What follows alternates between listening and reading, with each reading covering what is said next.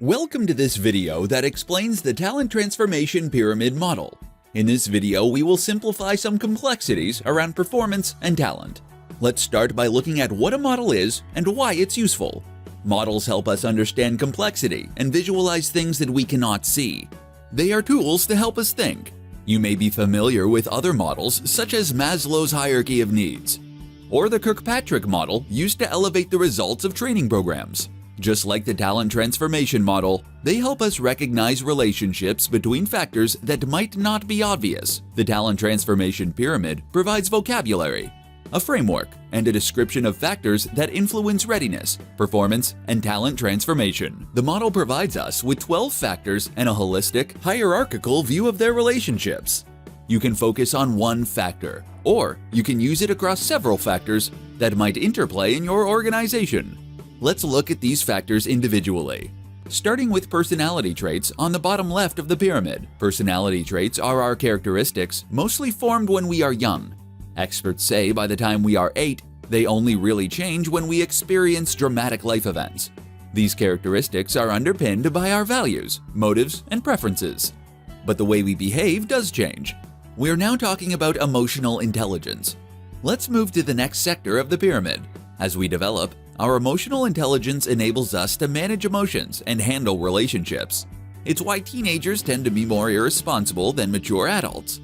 Our life learning experiences inform our emotional intelligence.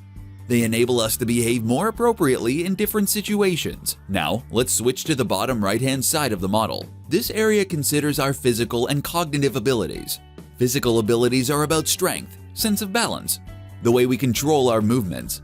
Meanwhile, our cognitive abilities are about mental capabilities. They are about our ability to solve problems typically measured by IQ tests. Next to this, we have functional skills. These are motor mechanical skills and cognitive skills. We learn these skills with formal or informal learning experiences. At a basic level, they're about things like learning to walk and talk. More complex skills might be driving a car or writing a book. We use our physical and cognitive abilities to develop our functional skills needed to perform tasks. Let's switch back to the other side of the pyramid. Moving up a level, we see that situation forms the base for behaviors. So, we might enjoy great emotional intelligence. We might be in a role that resonates with our personality traits. But our behavior also depends on our situation. If we're in a bar, working, in a meeting, these situations are different, and we behave differently. Situation can be impacted at work by things like psychological safety and incentives.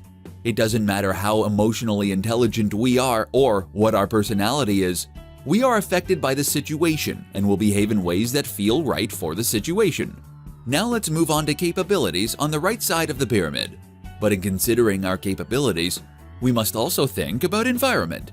If our environment isn't right, we won't be effective, whatever our functional skills or physical abilities. Our physical environment covers a lot of things.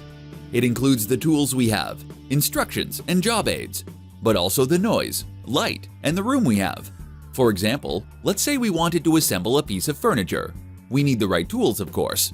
We would appreciate instructions. But we're not going to do it well if there's very little light. That reduces our capability, but not our functional skills. Capabilities are the sum of our functional skills and our physical and cognitive abilities, and the way we deploy them within the environment. Now let's look at competencies, the third element of this level of the pyramid. Competencies can be just a definition of behaviors and capabilities, but it can also be a record or assertion of the competencies we have. Now let's learn about readiness. Readiness is the degree to which a team or organization is prepared for something. This is important as we move into the fourth industrial revolution. This revolution will demand upskilling and reskilling of individuals and teams. The question is, are we ready for that? And then, what do we need to make us ready? That's about more than just behaviors and capabilities. It's about how people feel comfortable with change. From an organization's point of view, it will include leadership, budgets, and support functions. Now we're at the top of the pyramid. Performance outcomes help us recognize how successful we were. For the organization, this will mean monitoring KPIs, key performance indicators, or OKRs, objectives and key results, or in revenues or time to market or customer satisfaction. Assessing outcomes is looking in the rearview mirror. That's what's already happened. We can't change that, but we can use the data to retrospect and improve. Readiness is looking at the future. We're asking, are we ready?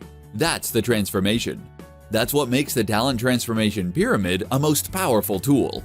Now we're moving on to an era where we are better at measuring these things. The talent transformation pyramid will help us pinpoint where intervention is needed. As an example, we might see, from the data, that we are recruiting great people, but they're not behaving the way we expect. Maybe we should look at the situation. Are we offering the right incentives or psychological safety? This could easily be a traffic light system, each factor turning red, yellow, or green to help us isolate issues to stimulate an appropriate intervention. Finally, let's look at our pyramid another way. It can be a series of filters and views. Individuals have an impact at every level of the pyramid. Teams are represented in the middle and the upper layer. Organizations in the upper layers. We as individuals have personality traits, emotional intelligence, functional skills, physical and cognitive abilities, and we've developed through learning experiences. These then get mixed in a team and with other individuals' behaviors and capabilities. Then finally, at the organizational level, we're looking at the readiness to perform and actual performance. If you'd like to learn more, join the Talent Transformation Guild today by going to www.talenttransformation.com.